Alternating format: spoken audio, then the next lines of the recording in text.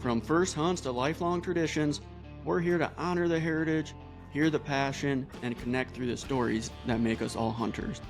Grab your gear, find your stand, and listen in as we share another journey that shapes a hunter's legacy.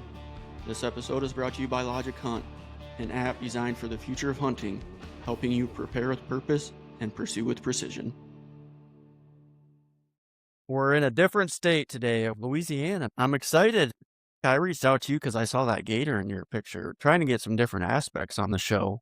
So who do we got here? We got Roy from Louisiana. So Roy, fill us in. Who's Roy?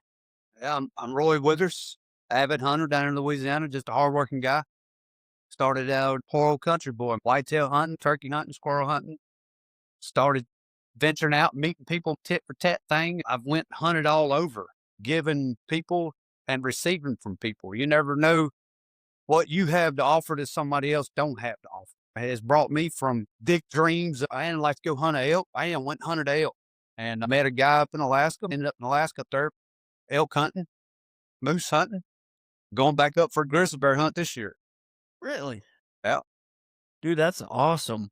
I don't know if I invited you to that Facebook group exclusive to just a hunter's legacy guest. That's what I'm trying to build with that group. So you're in Louisiana. So hunting aside, tell us a little bit about yourself, family, what you like to do for fun, what you do for work. So I'm 46 years old. I run heavy equipment. I am a big truck CDO driver. Married a great woman right off the bat. I got lucky. The other guys that I've talked to, they've married 3 or 4 times and they didn't get as lucky. Married a nurse. Got 2 kids, one in college, one's a car salesman. I eat, sleep, and breathe to hunt. I dive in the bayou and I pull out cypress logs. I sell 2-inch bar tops for slabs. I used to watch the TV show.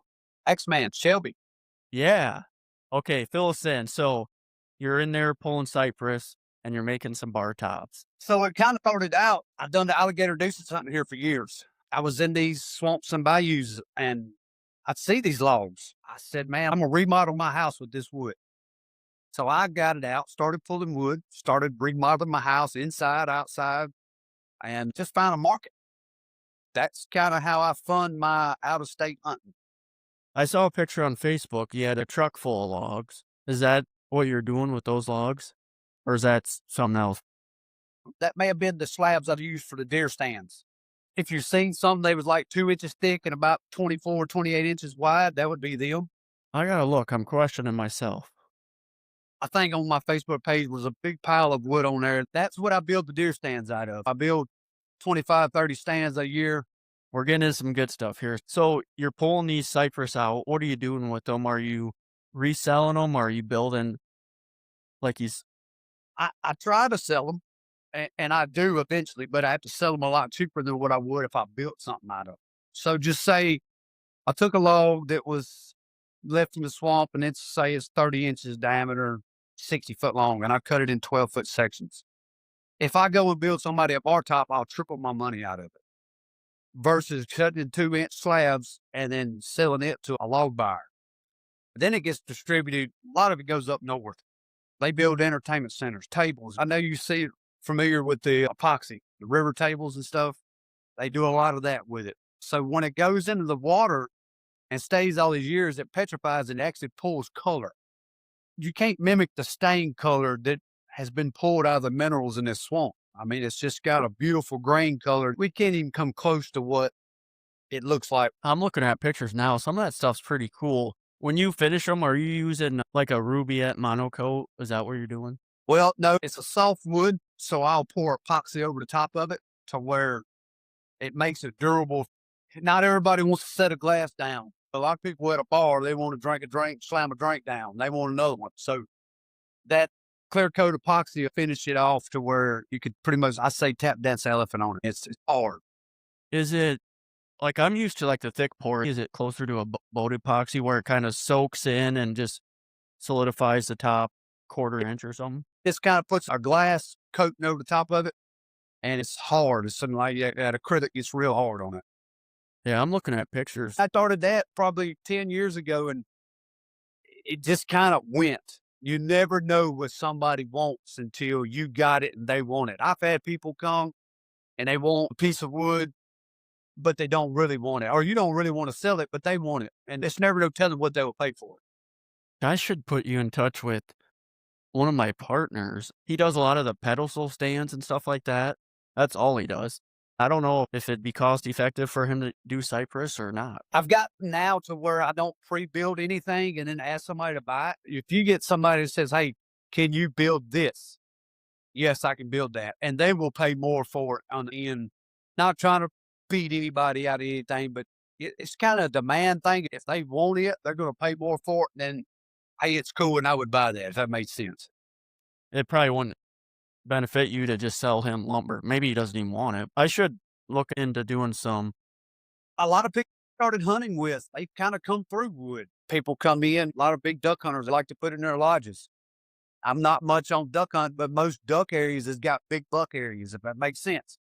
A lot of them big bucks love them duck areas because they love to get down in there and they like to hide in them swamps down here. And a true duck hunter, he's just heart set on them ducks, and they'll do some trading with you quick, fast, and hurry for old buck that's just kind of hanging out in their area. It may take you days upon days to set on him before he, because it ain't like you can just go over and hunt a field. I mean, you're down in a swamp, and he's only going to move at certain times. It's harder hunting, but it's paid off for me dearly. The old swamp donkey, huh? Some big ones down there. Well, biggins for you. Yeah. I'm in Iowa, man, so it's all about perspective. I'm not knocking the size of deer, but that's what I love about this podcast is everybody's so grateful for what they have. Even where I hunt isn't as good as some spots in Iowa, but everybody has their trophies, right? And if it's a trophy to you, man, that's awesome.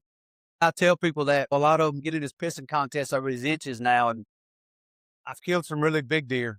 It takes that good boy opening season, looking for that cold morning that should be good. When you've really maxed out on inches, it hurts that boy in you because there's times now that, man, I don't even want to get up and go, but hey, I like to go sit in a deer stand. Now, don't get me wrong. I love to go run out thickets. I'll shoot a dozen does.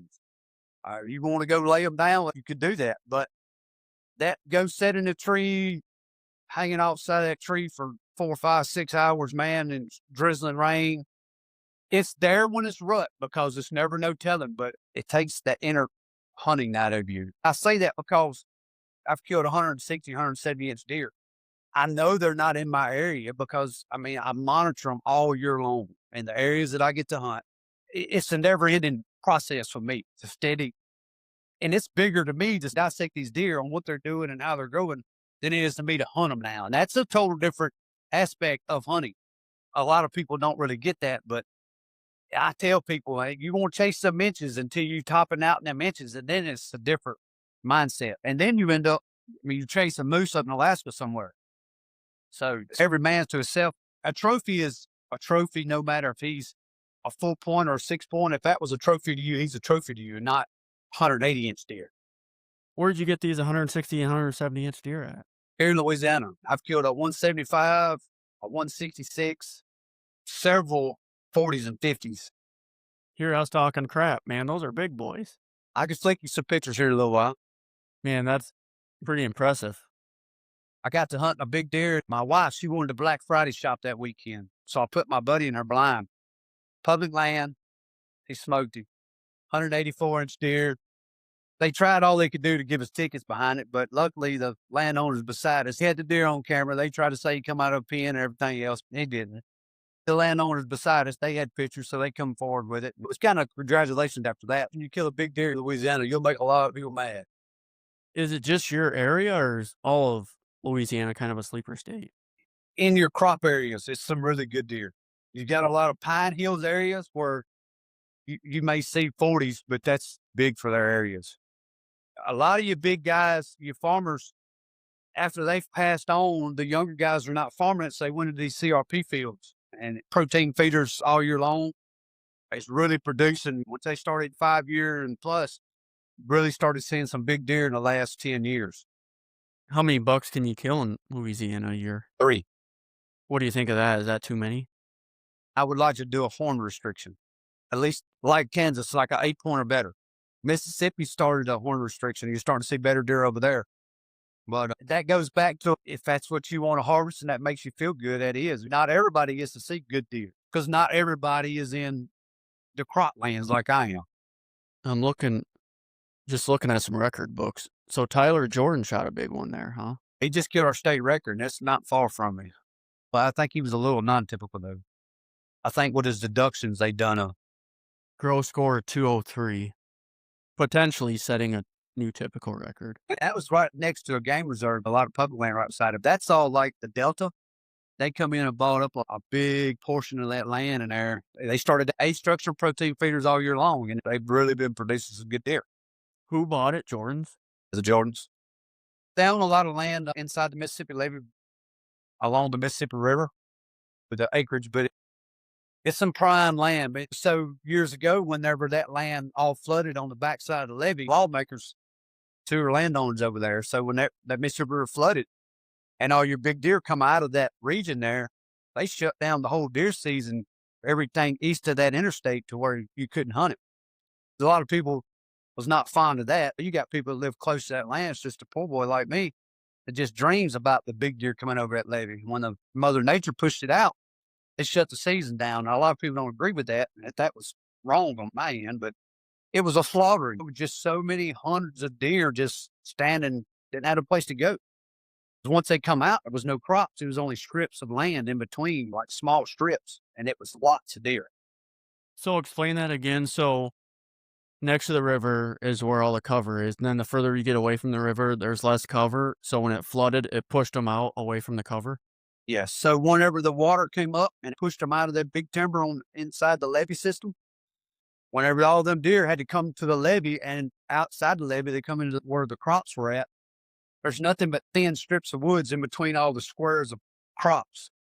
But there was nowhere for the deer to get. Once people started over obsessive shooting them, and then Louisiana is known for outlaws. And whenever they hear that, they flocked to it, and people got over shooting them deer. They shut the whole deer in the middle of deer season. They shut it down. Yeah, I can see both ways. Without knowing the situation, could wipe out the population in a hurry, or is it the hunter side where people could only dream of hunting that good? Well, on the land there between that 65 highway and that levee, in some places it was 2 or 3 miles, some places it was 5, 6, 8 miles, depending on how the river ran. And you had poor boys out there just like me that just dreamed about what was on the other side of that levee. And now here they are standing in my land. And not only can I not shoot them, you shut my whole hunting season down. So who owned the ground by the levee or on the other side of the levee? Well, a lot of you big lawmakers, a lot of you big lawyers and judges and you big money guys in Louisiana, not just out of Louisiana, a bunch of guys from out of state along inside that levee of that Mississippi River. It is prime land. That's back where the original 5-year plus started. That's why a lot of you guys outside of it started doing that because they seeing what that brought on. You had mature deer back there. So it sounds like a lot of big deer in Louisiana, but it's pretty condensed to a small area in the state. Well, it's just about central to the Mississippi River, which would be east of us. All your farmland up through there, I mean, it's all corn and beans. So you got a little rice, a little cotton, but mostly soybeans because it don't take so much water. This year they had more corn crop than they ever had. Anywhere you get beans and soybeans, it's going to put the protein in them. Yeah, that makes a lot of sense. I never would have guessed Louisiana having the size of deer they do. It's some good ones. And not just private land either. It's some good public land. Now, I can tell you, our game boards are second to none. They're not nothing to play with. It's not somewhere you're going to come just for a field day. I've hunted a lot of different states and met game boards. Some of the nicest guys willing to help you. Here, they interrogate you just when they come across you, try to write tickets on you. If they can't, they'll sit and babysit you till they can. That is a downfall of the state of Louisiana. But like I said, it is full of outlaws. I tell you, Louisiana's the outlaw capital of the United States. And it posts that all over Louisiana law. But it is what it is. It's kind of the way of land over here until they come in and posted everything. You used to be able to hunt all this land. And it was all open range. And then they come in and blocked it out, barricaded it out. Now it's can't go on my land. So a lot of people don't have a place to hunt to wherever they can find a place to hunt. It used to be where people didn't care. It was open. So the timber companies that owned it, they call it bod call. It's kind of what the company was. And what they didn't crop farm, they timber farmed, and used to be open to where you could go hunt anywhere you wanted to. And now it's all blocked out to where if you don't own it or got rights to it, and just because somebody says you can go hunt it, you better get your paperwork together because you're going to have to testify when you cross somebody. They're not going to ask questions. They're going to arrest you for trespass. Then you can hatch it out in court. So it was just a lot of stuff was owned by these logging companies. Logging companies that own the timber side of it, people come in and we'll get blocks of it, and then we'll lease that strictly from the timber company. Then we'll sublease it out to a couple of individuals, and they'll do own private hunting clubs on it. Yeah, that's unfortunate. That's the way things are going everywhere. And I can't blame them. You're raising trees off of it. Why not let someone lease it to hunt, which is great for somebody that don't own land. Sorry, I'm looking at a map of Boone and Crockett. What part of Louisiana are you in? I'm in Columbia, right under the Monroe area. It's kind of like right under Monroe. So you got the boot and you got your toe. North to south, you're in the central. Central, yes. Kind of north. On the east side of the state? Yeah, a little favored east side of the state. Oh, so you're not on the Mississippi then? No, I'm 40 miles from it. I'm in between the two river systems. I'm in between the Washita River and the Mississippi River. So everything from the Washita River east is all cropland. It'll be flat. Is the Mississippi follow the east side of Louisiana? Yes. Okay, that's what I thought. I'm just looking at, looks like, is the western side of Louisiana a river bottom too? Yeah, it filters through there. The Red River does. It's definitely a distinct pattern where Louisiana meets Texas, that there's bigger deer on the Louisiana side in terms of Boone and Crockett. So I wondered if there's a river bottom there. On the west side by Texas, you got the Red River, which all comes out of Oklahoma. The soil is not as good as it is from the central to the east side. It's better minerals. Back years ago, it would all flood all the way to the central. The Mississippi River would. And the minerals that come out of the Mississippi River, it's kind of a darker mud. It's a lot better crop land. Produces a lot better crops. Towards the west, it's more like sand. The crops are not kind of pushed out and grow as. If you look at your phone, you might have to zoom in. Right here on the Louisiana side, Yeah. looks like a lot of Boone and Crockett's, but just across the state line, there's not much on Texas. So is this a river right here? Yes. Yes. So you see right up through the center of Louisiana there, the 3 or 4 that's green. Yep. So that second one is Columbia. Right where my cursor is? Correct. Is that where you're at? Yeah. So you're kind of in a little pocket there, aren't you? Yep.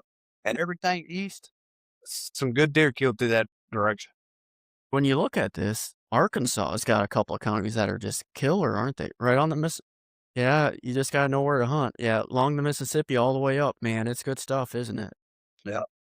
This is where I grew up and hunt, kind of right in here. Gotcha. So how'd you tell us your story about how you got started hunting? Did you get started as a kid with your dad, or what's going on there? No, I fell in with a guy. He was one of my best friends, and his daddy started taking us hunting.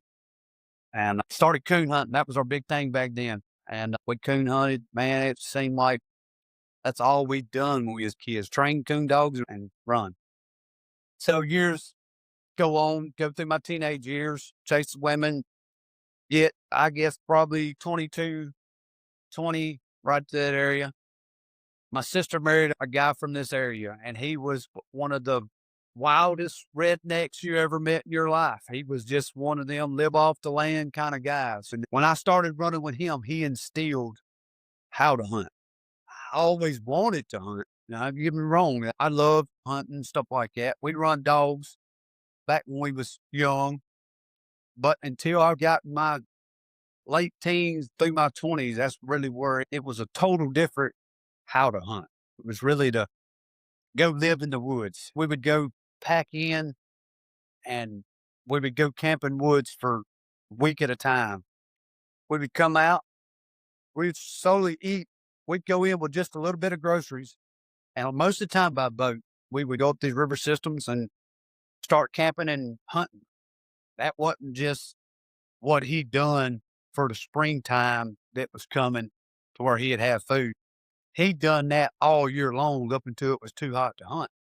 And he would literally live in these woods for months at a time just to make sure he had groceries through the year. Once I really started chasing big deer, everything that I learned from him kind of molded from that to how to really find out where deer are at and be patient, sit and wait on them, be able to know where they was going, study it, get in there and walk it whenever it's not hunting season. Get in there and look for their old signs. And it don't matter if you get in there and bump them out. If you start finding his sheds in there, he's in there for late season. It really instilled on me.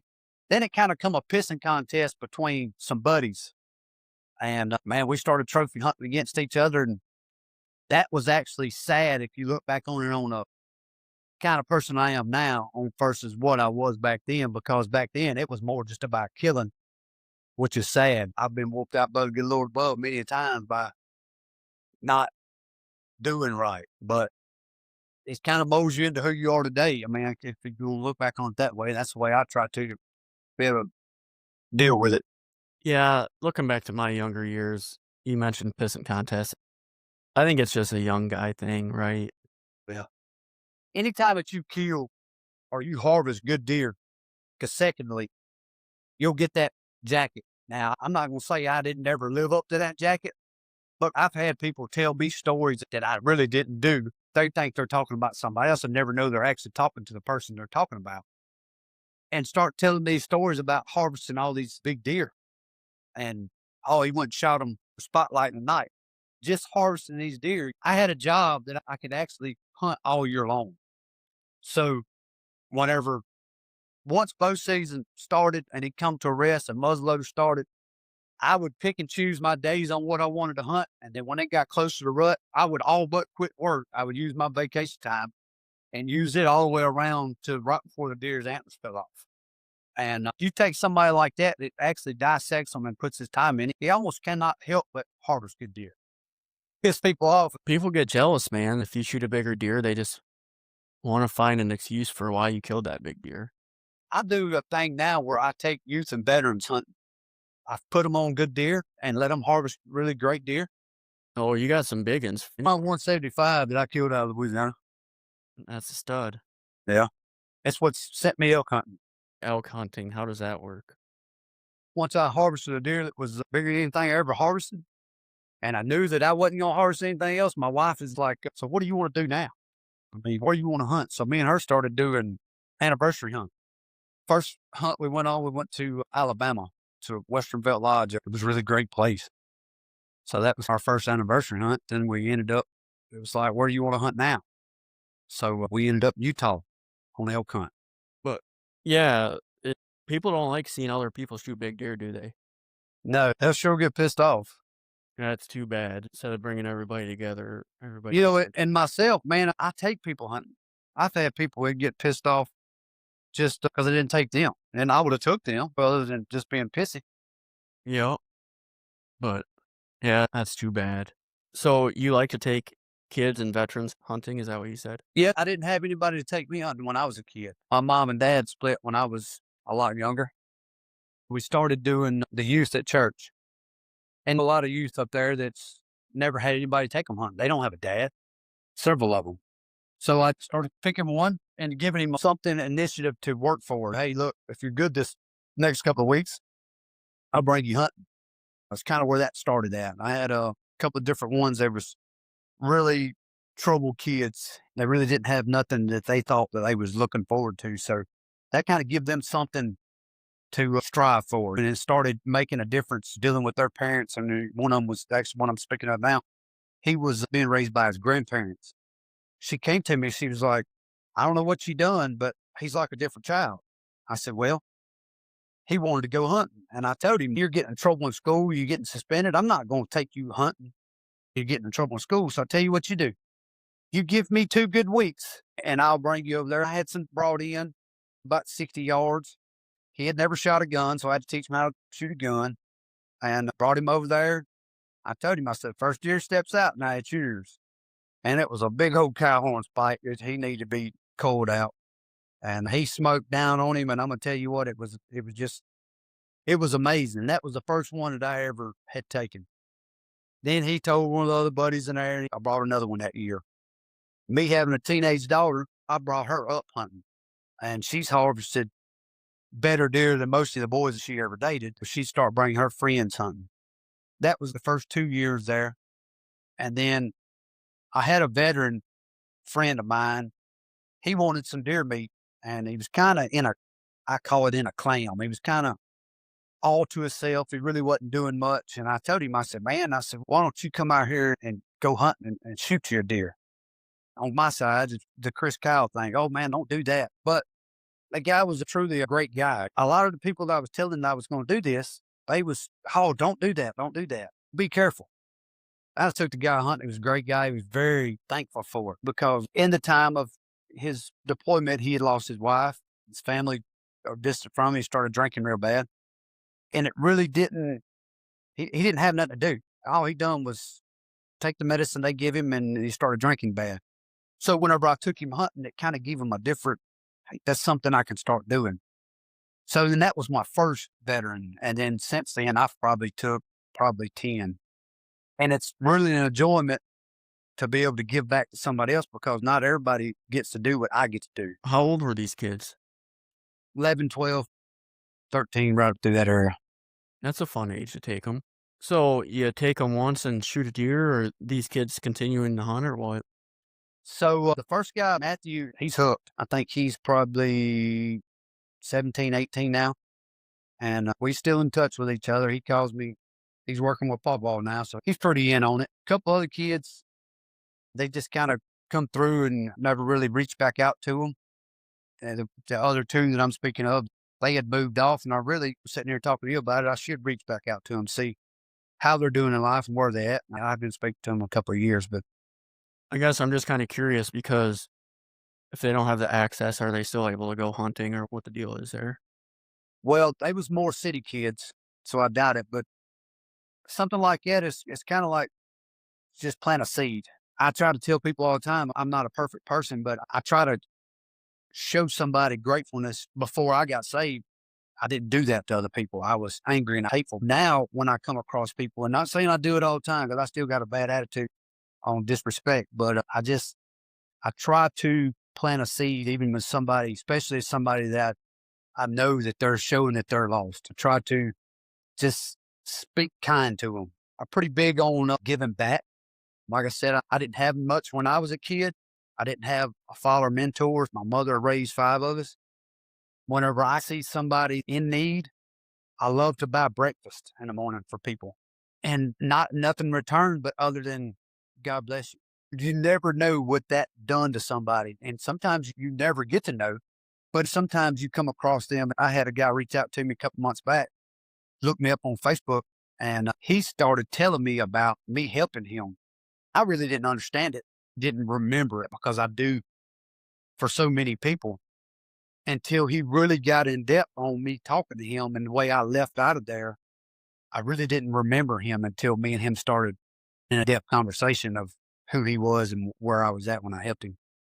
To me, that's just what a country boy should do. You should lend a hand. I'm big on changing tires. I see elderly on this main highway I live on. I break my neck to turn around and try to help them just to be able to plant a seed. Well, I'm kind of the same way. I kind of got away from it because you hear all these horror stories of people getting set up and robbed on the side of the road and all that stuff. Well, they better have their stuff together when they get ready to latch out with me, Hoss. I can tell you that. There you go. So, where'd you say you find these kids at again? So me and my wife done youth ministry for 14, 15 years. Our kids are grown and gone out of that now, and we're not in the ministry anymore, but we're still in contact with several of them. And that's kind of where it all started at, kind of dealing with them through church. One of them strictly just ran into him several times at school with him showing his butt with the principal and just start speaking kind to him because come to find out, he didn't have a daddy. His mama was raising him and she was struggling. And me coming to him and just speaking to him when I seen him, when he was sitting in the office and being in trouble. I got a bad habit. My wife says I talk to everybody. Hey, how you doing today? And I'll talk to just about anybody. That's kind of where it was when I started talking to him. Just about anybody I talked to, I'm usually going to bring up Christ one and hunting number two. I'm always going to pretty much bring them two in a conversation. And that's how it started with him. No, that's pretty cool.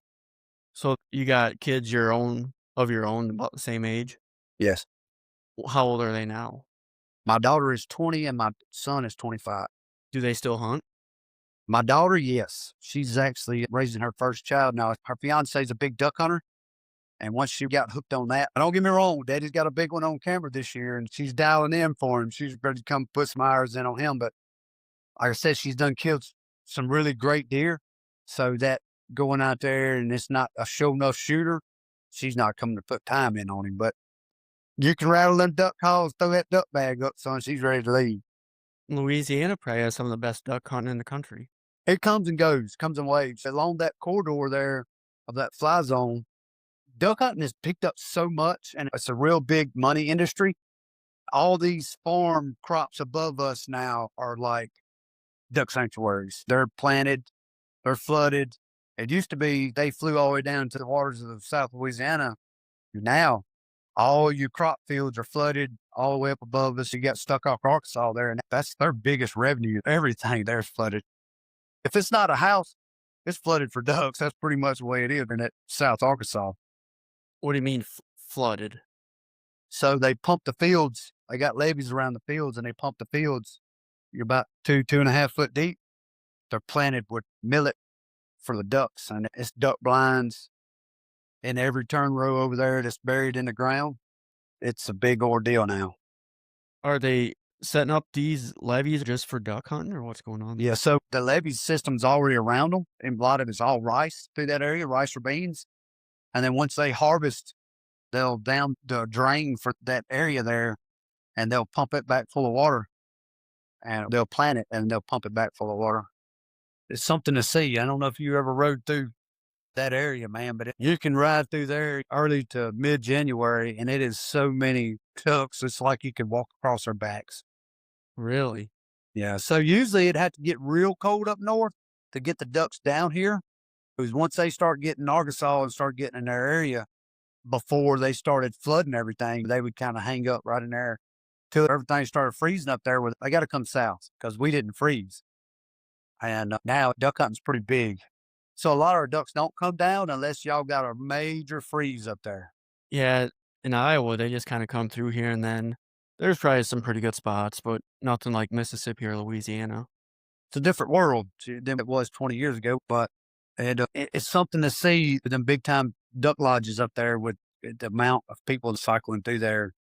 I've heard stories of $800 a day and you can't shoot for 5 ducks, but you got some of these duck lodges over here and supposedly it's $800 a day.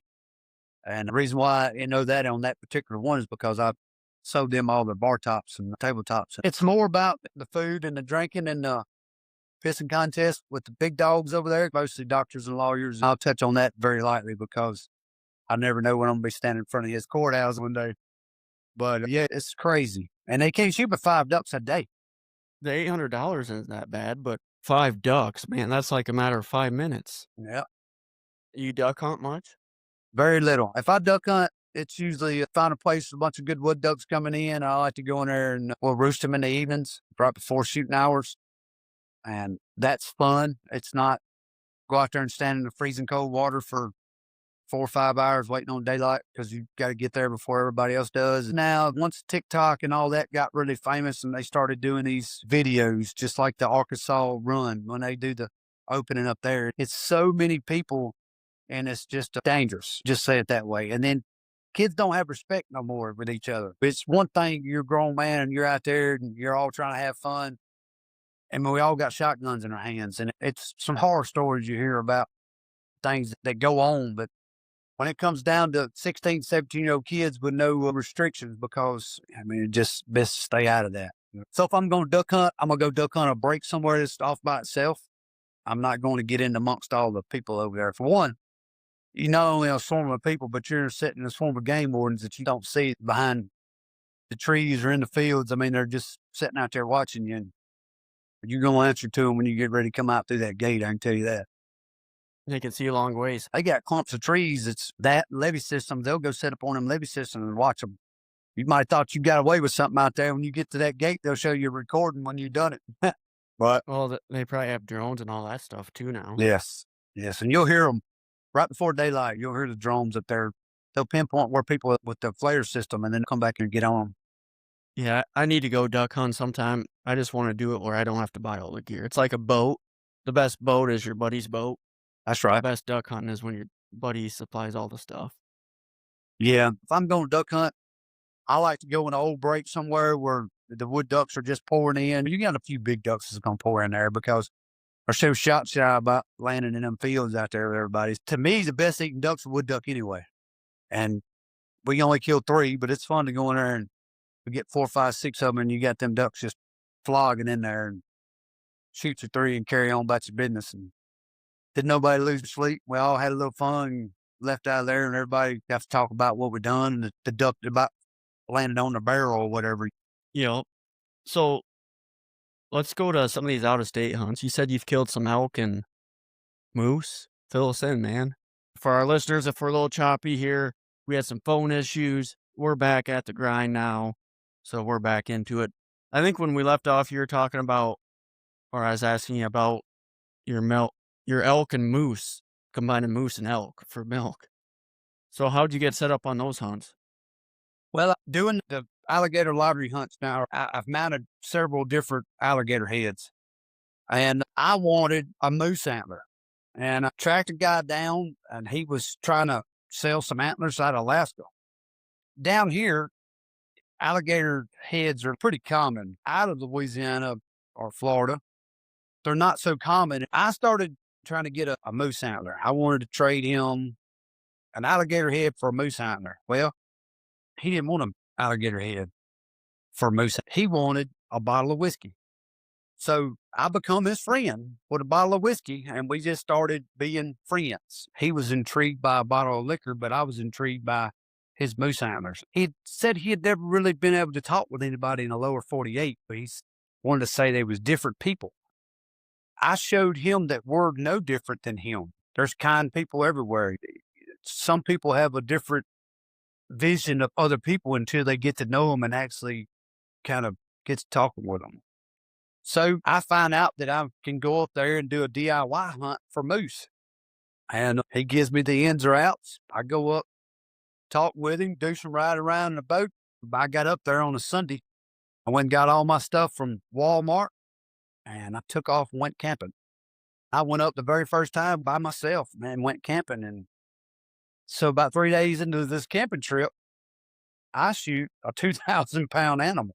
Now what am I going to do with it? I ended up getting back down to the village, and I was about 70 miles away. I get to talking to him, and him and a couple of guys come up with me to help me pack him out. We had to pack him all the way back out the boat. I was about 400 yards away from the boat, which is a big mistake. You don't want to shoot one that far away from the boat. Man, we went in and corded it up. That was my very first hunt. The next year, I came back up, and I brought 2 buddies with me. One guy, he was like me. He didn't have the means to go up. I don't know if you ever looked up moose hunts, but some of them I've seen $20,000, $30,000, $40,000, and we don't have the money to afford that.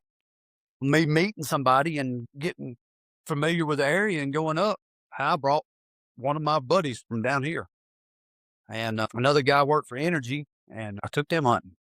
So we went on a buddy hunt, and we all 3 harvested a moose. And then next year, I went up, and it was 4 of us. Imagine that. You didn't think it would double again, but it did. And we all 4 went up and ended up harvesting a moose. So The one you had in the background earlier, which one was that? that would be my second one. Was that your biggest one? No, I have one bigger than that. So that one right there was a 64-inch, and I got a 67-inch in our, we call it the baby's room back there, but it's where my grandbaby's toy room is. It's going to take some wall space to put 4 moose on the wall. How many years have you been up there? 5 How many years did you kill a moose? every year, but last year I went caribou hunting. And this is all self-guided stuff. Yes. DIY hunts. That's pretty impressive, man. Now I want to go up there. There's a will, there's a way. I tell people all the time. A lot of people will get kind of pissy when you start giving people information or try to help them, but that's what I've always done.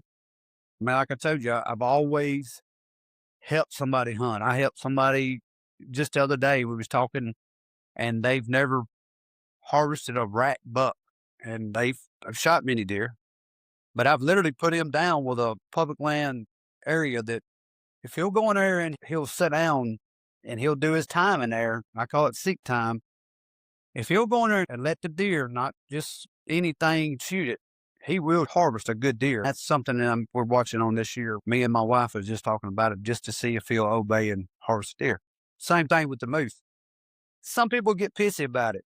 They won't get mad about it if you are enlightening them on it. But if they see you enlightening somebody else and not giving them that information, and not everybody's going to go out on a limb and take off. But there's a will, there's a way. I'll tell you that. If you truly want to go do it, you can hunt caribou, black bear, moose, doll sheep, the billy goat, and grizzly bear. You got to have a guide or be a resident. I hooked up with a senior guide up there this year, and he's going to take me grizzly bear hunting. This will be my first true guided hunt. That sounds incredible. Someday I'll have to go up there. Elk is definitely on my wish list, a little higher than moose. It was for me too, because I never really thought of being able to go moose hunting. That was one of them kind of out of my reach things that I guess I really thought was like, hey, where you going to go moose hunting at? You got to go all the way to Alaska. Who's going to go to Alaska? I've been 5 times, finna go up for 6, and I'll do 6 and 7 this year. I'll go up the last week of August for 2 weeks into the first week of September. Then I'll come home for 2 weeks, and I'll go back up during the rut for moose. What do you think you have into each trip going up there, if you don't mind me asking? 10. 10? And that's the reason why we try to do a buddy hunt, because you're looking at $5,000 just to go up and rent a boat. And are you just camping out there or what? Yes. We bring what we don't mail up. We go to Walmart and we have to bring everything, because once you get into the native areas up there, it's so expensive. I mean, just a box of cereal is $20. Gas is anywhere. First time it was $7. One time it was like $11.50 a gallon. And you want to bring 100 gallons with you. You'll fill up the boat and bring 3 30-gallon tanks. Have you had any bad experiences in terms of running into some predators out there? No, not necessarily. Not nothing you couldn't ward off. But I've had bad experiences running into natives. Tell me more. They don't like white people. And if you think it's a kind of black and white, it's got problems down here, you ain't never seen natives against a white person, because in the 40s and 50s, they claimed that Russians come over and done horrible things to their ancestors. That's where you'll see the mixed breed. You'll see half native, half whites up there. And no matter if you're from the United States, you're still white, and the Russians were white. So you still get that same bad jacket. And they're bad drunks. And you don't want to cross one on the path when they're drunk. And I tell you, they're drunk. Whenever they get a bottle, it don't matter if it's a half a gallon of vodka, they going to drink it right there on the spot, every bit of it till it's gone. All or nothing, full throttle. One beer turns into 12. Well, they would probably drink a beer because they had alcohol in it, but they would just soon turn rubbing alcohol up and drink it before they drink a beer. Really? So you must have some pretty good connections up there now that you've been up there a few times? Yeah, but you can't trust them. It's kind of in and out. You never know from day to day how they'll be. But once you start giving back to them, there's some good people up there. Let me just say it that way. The elders, the young guys don't look out for the elders the way they used to. So whenever you go in and harvest a bull and you bring it into the village and you separate it up into the elders, that's where it's pleasing, because the elders still have the say-so up there. And long as you can stay in with them, it's kind of better. Really? So there's a big thing going up there. Moose antlers are very prized up there. It's a revenue down here in the 48, and they sell for really good money. So there was bulls being harvested and just cutting antlers off of them. And they was blaming the white people until some of us started pointing it out to them that it's your drug heads there are harvesting these bulls and cutting the antlers off of them and taking them to other villages and selling them the antlers. Once they started looking into it, they really started understanding it's not white guys coming for doing that. It's their own kind. And for several years, we would be getting a blame for it. And we would put bad taste in other people's mouths. But once you started getting into the higher side of the natives, the elders, and started explaining what's going on, That's when they really started understanding it. Yeah, that's pretty cool that you keep going back up there and sounds like a tradition. I'm hoping that I applied for my guide's license this year, starting for next year, and I'm hoping that I can get my foot in the door there. But in most states, you can just go apply for a guide's license, and as long as you got land and insurance, you can be a guide. In Alaska, that's not the case. It's like getting into the mafia there, man. It's just a whole different world. And you said you'd been elk hunting too, is that what you said? Yeah, I went to Utah elk hunting, Flaming Gorge by the Wyoming line. Did you get one up there? I did. There you go again, talking to residents. I met an old man up there, and I ran into him several times in the mornings at the store, the only little store in that area. I started looking for information. He told me there's a state park down there. He said, "You want to go and get down in behind that state park?" He said, "Them elk take refuge on that state park, and then they come back off of that state park at night, but they'll come up in them flats." So I went down one evening after he took me, rode me down the road and showed me where to go in and try to get around behind it between the state road and the state park there. And so I went in and I'm mapping myself on my map. And this was before HuntX and everything had come out or got big. So I'm going in and I'm sitting on this stump and I'd seen a few animals that I really didn't know what was. And it was porcupines, stuff like that. And I was sitting there eating oatmeal pie and looking on my map. I had a Coke between my legs and a banana half eaten on my stump I'm sitting on.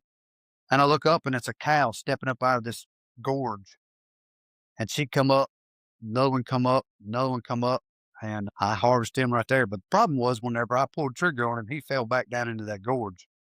So other side of the gorge was the state park. It was still in a neutral zone, but it was so treacherous you couldn't get down in there. I went back, found the old man, talked to him, and he got his grandsons to help me pack it out. Just 1 year of elk hunting? 1 year, 1 week. You're gonna go back? I probably would. I just moved on to something else. The wife asked, "What do you want to do now?" That bull was a 5x6, 318. He was a really good bull, How big was he? 318 inch. That's a pretty good one. He was a great one, especially for a first timer. It's tough. I give the props to the old man because I still stay in contact with him. If it wasn't for him, I would have never pulled that off. Or I say I would have been harder to pull it off because I've never checked him behind that road because it was just a bluff. There wasn't much of nothing between that bluff and the major highway. Elk would be my number one, maybe mule deer. Then if I get a lot of money, probably moose. I would recommend go mule deer hunting first to figure your area out because they're easier. It's not hard to kill a mule deer. It's not like a whitetail. You bump him, he's going to the next parish or next county. A mule deer, he's going to jump, run 100 yards, stop, look back at you every time. So literally just put the wind in your face and start meandering through where you think you want to look and keep your eyes peeled and hunt forward. If they're there, you're going to bump them. Whenever you do bump him, he's going to jump from about 50 to 100 yards and stop and look back at you. And that's your shot opportunity.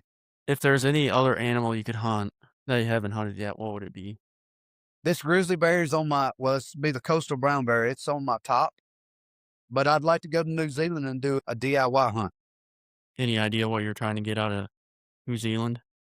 Man, I got a guy that I know that's been going over doing DIY hunts. And I guess it's really I would like to go over and get me one of them big stags. Really? Yeah, he's been going over, man. And the hardest thing is getting a gun permit over there. Tags, I mean, you get them over the counter, even being out of state. But the gun permit is pretty treacherous to even get a gun over there. A lot of guys that can't get a gun permit or has filed for it and their hunts come upon them and they still haven't got one, you actually rent. You pretty much pay for a resident that he possesses the gun. He is the gun up until you get ready to harvest, and he still possesses the gun. Different laws. It's just a different area. I don't know if that's part of the world where you almost have to be rich to hunt. Man, I tell you, it costs more to get there than it does to go and hunt. It's very affordable. Let me say that DIY wise. If you're going to go over and do it yourself, and that's the only way I really want to do it, even doing this brown bear hunt. It's a humbling experience because anybody can go under somebody and they take you out by the hand, and here it is, you place the shot. That's not hunting to me. Hunting to me is I went in, I've done my research. I tracked this animal. I harvested this animal. That's an accomplishment to me. To me, it'd be like going hunting a pen. I mean, you go over and you sit there and this is the deer you want to pay for, and you pull the trigger on him, and the guy says that you can do so. Well, let's start wrapping this up. Roy's having some issues with his phone. Before we lose you again, fill us in on a couple of your most embarrassing hunting stories. Harvested a really good deer. I made a low shot on him, and I tracked him. Had a dog come in and track him. He wasn't as wounded as I thought he was. Me and him got an altercation. He ended up stabbing me in the face, gored me all up in my face and top of my head. The deer tore me up. I was going to jump on him and cut his throat. And he poked me right up underneath my eyeball, punctured my face, gored me in the top of my head. He put a whooping on me, but I got his throat cut. He run about 100 yards after that and laid down. He expired. That's not embarrassing. Makes you sound like a bad mother trucker. Well, it was the open morning of the muzzleloader. A lot of your down south guys, we call them coon asses. They come up, they got white rubber boots on, and they're not going to sit down after daylight. They're going to walk and they're going to shoot anything and everything. And I told that guy that come in and tracked him with me, he said, he'll be here in the morning. I said, yeah, everybody else will be too. And he told me, he said, what you going to do? I said, I'm going to cut his throat. That didn't go well. Any other embarrassing stories? Not necessarily. Well, it's great having you on, learning about Louisiana.